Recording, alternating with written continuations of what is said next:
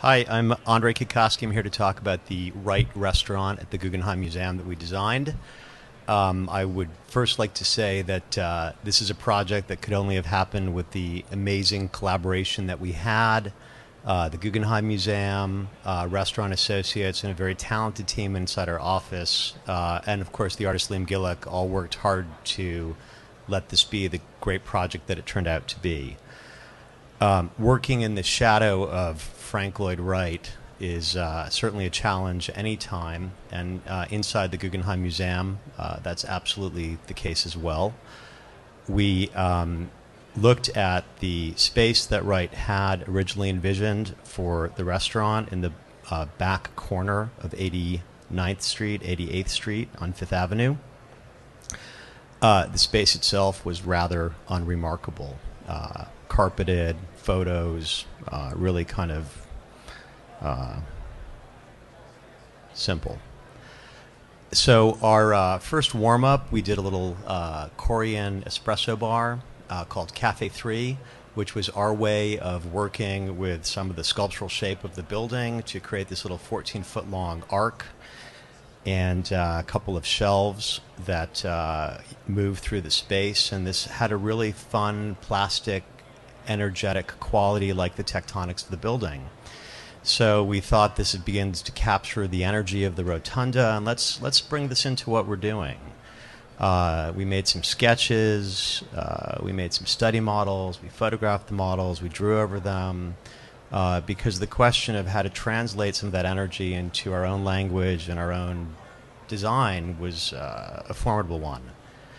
So what we started to do was to play with this football shape, the primitive initial, and superimpose it over our plan and rotate it, because Wright always just extruded it, and we thought if we could do something that he wouldn't have done, then we'll begin our own language. And we started producing renderings and study models. This is a wall in our conference room that was littered with material. Renderings, everything done in-house. We all worked tirelessly on this, like hundreds of hours a week.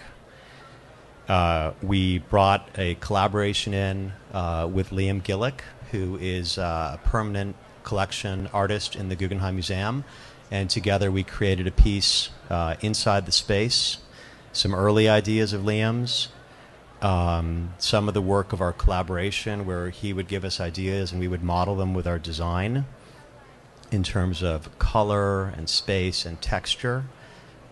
What's very fun about this rendering is his work kind of disappears as this gray piece, and we started to study it in color and realized that there's two very different ideas about how we're both addressing the dynamic quality of the museum, us in the language of swooping energetic curves, and Liam with what he called the bullseye, that empty white square in the back corner. And it was really fun and incredible collaboration. We've become even better friends since. The question always of how something looks from renderings to reality was something we were worried about, but we were happy that this came together quite beautifully. As much as we were meticulous about the design of what we were doing, the language we were trying to create, we also wanted to be meticulous about the construction. So you see paper study models of the communal table, and here we are laser cutting the supports for the legs, also using the primitive initial that we extruded and tapered. We did a ceiling canopy made out of a tension membrane to be able to get the kind of control and energy that we wanted, and because it was the Guggenheim, we thought, we can't leave this to chance and build it out of sheetrock on site. So this was quite fun.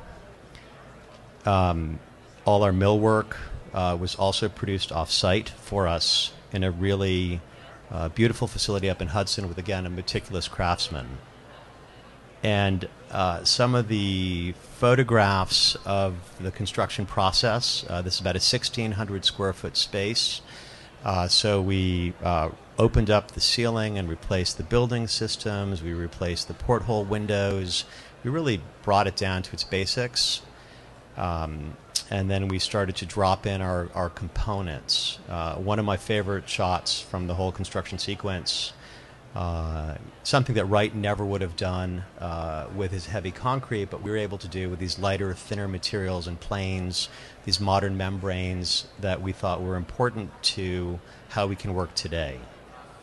So the art similarly was installed in a modular capacity, the furniture, and then the final product. So as you walk in through a historic glass door that Wright had, we have Liam's work wrapping the ceiling, the wall, the frontal plane, which is something that we really pushed him to not just hang art on the wall, but really envelop the space as dramatically as he could.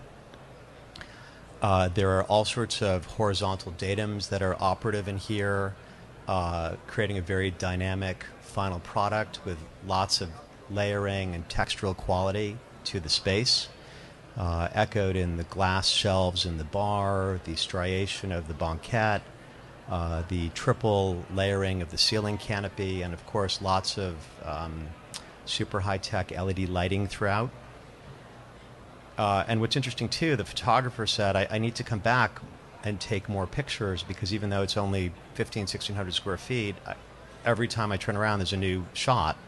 And I thought that was significant because he trained with Frank Lloyd Wright, Peter Aaron from Esto, with the photography that Ezra Stoller did for Wright at the Guggenheim. So it was kind of a nice coincidence. And we're just very pleased with the way it turned out, the shapes, the beautiful Corian, the custom metalwork that we did. Really, from every vantage point, it's a really unique place to sit and have the art envelop you, as not a lot of other places allow you to do.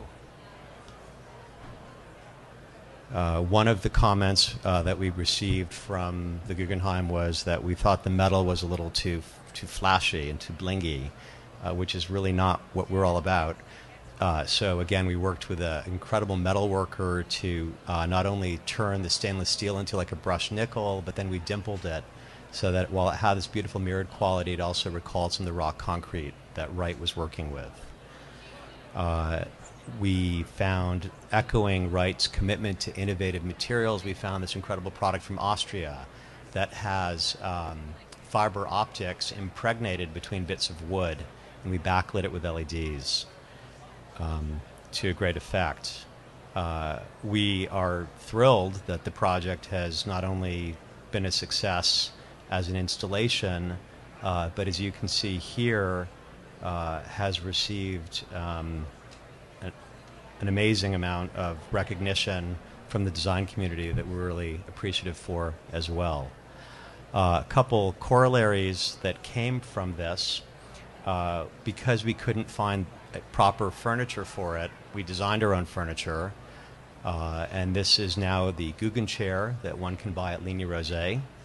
And in a recent jury, Terence Conran was praising even the furniture in the installation. And a small offshoot, something that we weren't able to build but hope that will be there for us in the future. We did a little kiosk for the front of the museum space, trying to turn some of the energy of the building as a small piece of architecture. So there's this primitive initial shaped teardropped kiosk tucked discreetly below the entryway. It was made out of impregnated resin over stainless steel and tiles that recalled the shape and form of the building, and was meant to also disappear the further you got from it. So it would really recede from the building, but yet have its own presence. Thank you for your interest in what we did. It was really pretty phenomenal for us to be able to have not one but 3 projects in the Guggenheim, and we're pleased that they all turned out so well. So thank you.